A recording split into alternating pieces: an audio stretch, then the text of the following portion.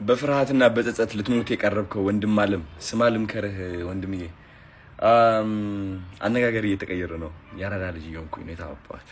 ስማ ልንገርህ ግን ሲሪየስሊ ማለት ነው።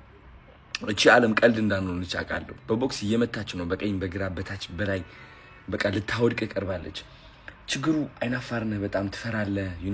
መንቀሳቀስ አቅተዋል። የሆነ ነገር ትጀምርና ከዛ ታቆማለህ። በቃ ላይ ወደፊት መግፋት ትፈልግና ትመለሳለህ፣ ትሸሻለህ። የሆነ ነገር ትጀምራለህ፣ ታቋርጣለህ ምናምን። ይህ ደግሞ የሚያስጠላ ህይወት እንደሆነ እኔ ከራሴ አውቀዋለሁ። ልንገርህ፣ እኔ ከራሴ አውቀዋለሁ። እኔ አዶናይ ወደዚህ አሁን ወዳለሁበት ሞመንተም፣ አሁን ወዳለሁበት የአሰራር ዘዴ ለመሰቀል ስንት ልፋት ወስዶብኛል። ይህ ልፋት ደግሞ ዓለማዊ ልፋት አይደለም። ልንገርህ፣ ይህ ተነስቼ ፑሽአፕ ሰርቼ ምናምና ብሮ ተነስቼ ፑሽአፕ ለመስራት ለራሱ ተነስቼ ስራ ለመስራት ተነስቼ ቪዲዮ ፖስት ለማለት ተውኔ ሁሉ እኔ ቲክቶከር አንደኛ ቲክቶከር ነኝ ብዬ ለማመን ልንገርህ ምን ያህል ስቃይ ውስጥ እንዳለፍኩኝ እኔ ነኝ የማውቀው። and I think እግዚአብሔር ነው በዚህ ስቃይ ውስጥ እንዳልፍ ያደረገኝ። ለምን አንተን እንድመክርህ and I think እኔ አሁን ለመጎረር ሳይሆን ኦሬዲ የቲክቶክ ጫፍ ላይ ደርሻለሁ። በጣም ትልቅ የሆነ ለውጥ አምጥቻለሁ ህይወቴ ላይ። በጣም ትልቅ የሆነ ለውጥ በሁሉም አኳያ ነው የምትል አይተዋል አንተ። የነበርኩበትና አሁን ያለሁት ምንም የሚወራ ምናምን ሳይሆን በቃ ላይ በተግባር ያሳየሁት ነገር ነው። እና እዚህ ሁሉ ደረጃ እንድደርስ ያደረገኝ ማን እንደሆነ ታውቃለህ? ሲሪየስሊ አሁን አንተ ገምተዋል በውስጥ ሜቢ ብዬ አስባለሁ።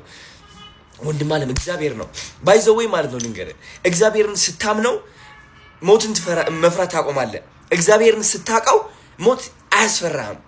ገባህ? ባይ ዘ ዌይ ሞትን አይተህ ሞትን ከተቀበልክ በኋላ ነው እግዚአብሔር ሙሉ ለሙሉ የምታምነው። ቢካዝ ልንገርህ መንገድ ስትሻገር መኪና ይገጨኛል ብለህ የምትፈራ ሰው ከሆንክ ማለት ነው እግዚአብሔርን አታውቀውም፣ አታምነውም ማለት ነው።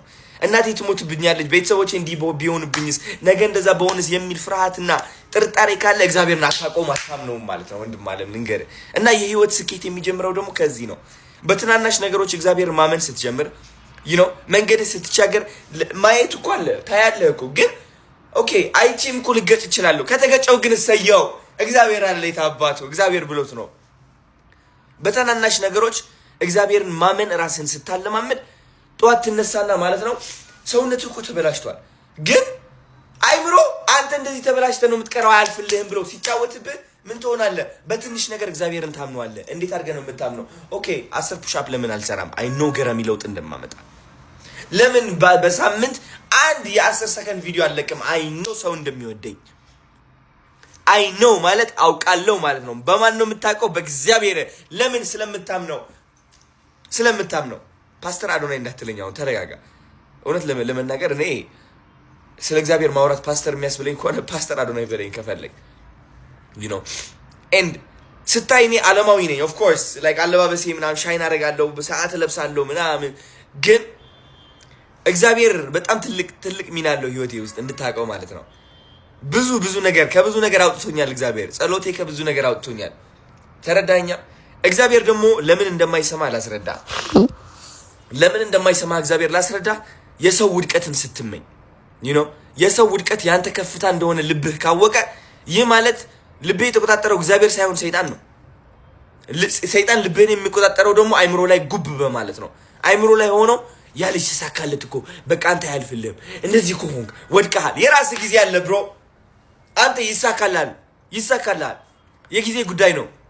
ገባ? የሌላ ሰውን ጊዜ እያየ የራስን ጊዜ አታማርር። የራስህ ጽድት ያለ ወርቃማ የሆነ ጊዜ አለ። አዶናይ ገራሚ ቦታ ላይ ነው። አዶናይ ገራሚ ሆቴል ያድራል። አዶናይ ገራሚ ቤት አለው። አዶናይ በጣም ታዋቂ ነው። አዶናይ ገራሚ ላይፍ አለው ብለህ ምጠላኝ ከሆነ በእኔ የምትናደድና ዝቅተኝነት የሚሰማ ከሆነ ወንድም አለም የኔ በረከት ሊያናድድ አይገባም።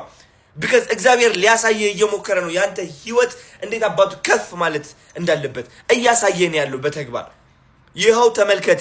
አዶናይ የት ነበረ? አሁን የት ያለ? አዶናይ እንደ ሞቲቬሽን ተጠቀመው፣ እንደ ቅናት ሳይሆን እንደ ሞቲቬሽን። ዋው አዶናይ እዚህ ነበር፣ እዚህ ደረሰ፣ ተመስገን። እኔም ለካስ ደርሳለሁ። እግዚአብሔር እያሳየኝ ነው። ሰው ልንገርህ፣ ሰው ሊያወድቅህ ይሞክራል። ያ ሊያወድቅህ የሚሞክር ሰው ግን አያልፍለትም በጭራሽ። ቢካዝ የሌላ ሰውን ውድቀት የሚመኝ ሰው የራሱን ውድቀት የሚመኝ ሰው ነው። ተረዳኸኛ? አንተ የኔ መስታወት ነህ፣ እኔ ያንተ መስታወት ነኝ።